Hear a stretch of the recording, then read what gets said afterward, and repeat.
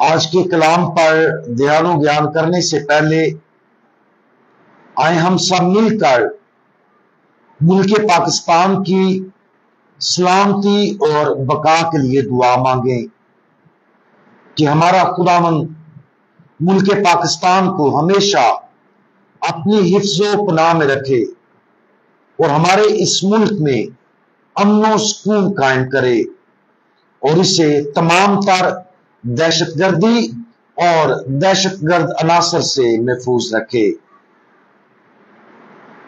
نعرہ حمد۔ محبت میں سچائی پر چل کر اس میں جو سر ہے یعنی مسیح میں ہر طرح سے بڑھتے جائیں۔ آج ہم مقدس متی کی انجیل اس کا 18واں باب اور اس کی آیات 21 اور 22 پر دھیان و گیان کریں گے اور آج ہم ہمیشہ اور ہر وقت معاف کرنا اس کے بارے میں سنیں گے۔ تب پترس نے پاس آ کر اس سے کہا کہ آئے خداوند، کتنی دفعہ میرا بھائی گناہ کرے اور میں اسے معاف کروں؟ کیا 7 دفعہ تک؟ یسوع نے اس سے کہا، میں تجھ سے یہ کہتا ہوں کہ 7 دفعہ بلکہ 7 دفعہ کے 70 بار تک۔ خداوند یسوع مسیح کا 70 بار کہنے کا مطلب تھا ہمیشہ۔ دوسرے الفاظ میں خداوند یسوع مسیح ان اوقات کی کوئی مخصوص تعداد نہیں دے رہے تھے کہ ہمیں کتنی بار معاف کرنا چاہیے، بلکہ ان کے کہنے کا مطلب تھا کہ ہمیں ہر وقت معاف کرنا چاہیے اور یہ معافی بغیر کسی حد کی ہونی چاہیے، کیونکہ حقیقت میں یہی مسیحی معافی ہے۔ اوپر بیان کیا گیا حوالہ خدا اور انسانی رجحان کے درمیان معافی کے فرق کو بھی ظاہر کرتا ہے۔ پترس نے خداوند یسوع مسیح سے یہ پوچھ کر یقیناً سوچا ہوگا کہ اگر وہ اپنے بھائی کو 7 بار معاف کرے تو وہ اس عمل کے ذریعے فراخ دلی کا مظاہرہ کر رہا تھا۔ شاید اس نے سوچا تھا کہ یسوع بظاہر فراخ دلانہ تجویز سے متاثر ہوگا۔ خدا کی لامحدود رحمت کبھی ختم نہیں ہو سکتی۔ خدا کی رحمت کی کوئی حد نہیں ہے اور اس لیے اس رحم کی کوئی حد نہیں ہونی چاہیے جو ہم دوسروں کو پیش کرتے ہیں۔ جب ہماری زندگی میں خدا سے معافی مانگنے کی بات آتی ہے تو ہمارا ذاتی عمل کیا ہوتا ہے اور دوسرے کو معاف کرنے کے سلسلے میں ہمارا کیا طریقہ ہے؟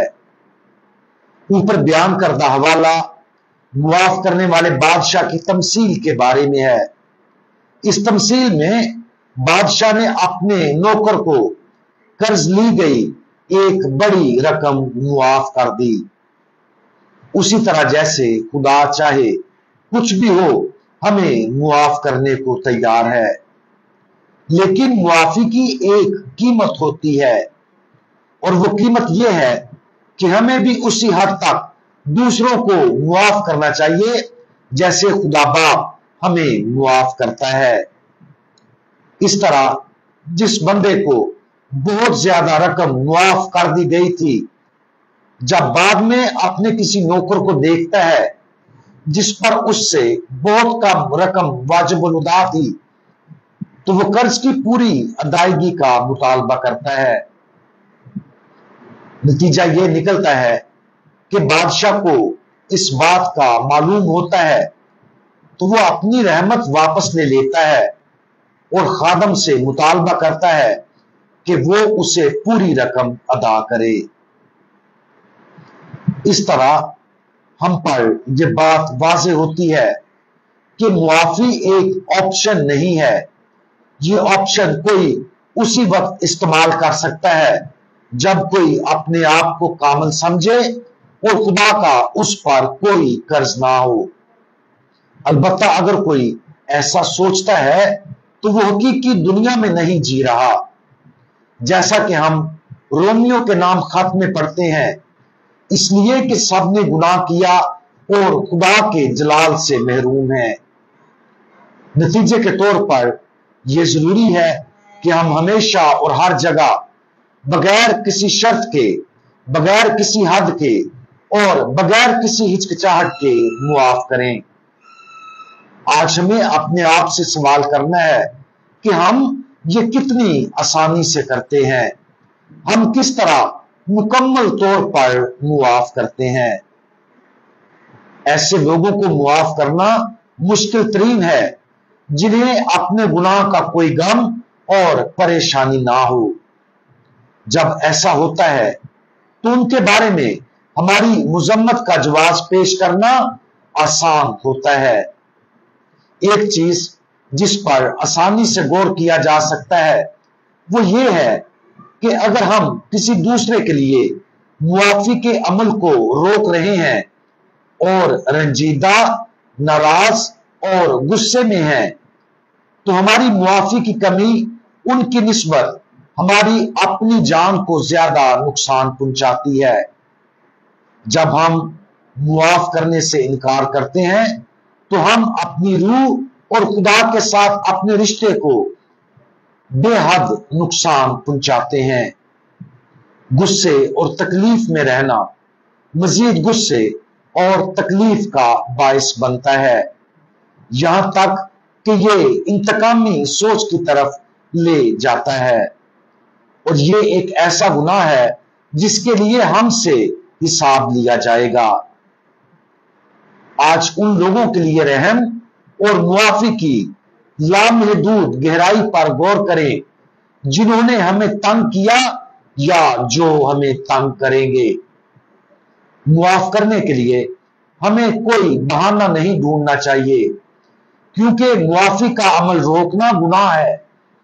इसलिए रहम और मुआफी का अमल हमेशा हर जगह लामुतनाही और बगैर किसी शर्त के जारी रहना चाहिए।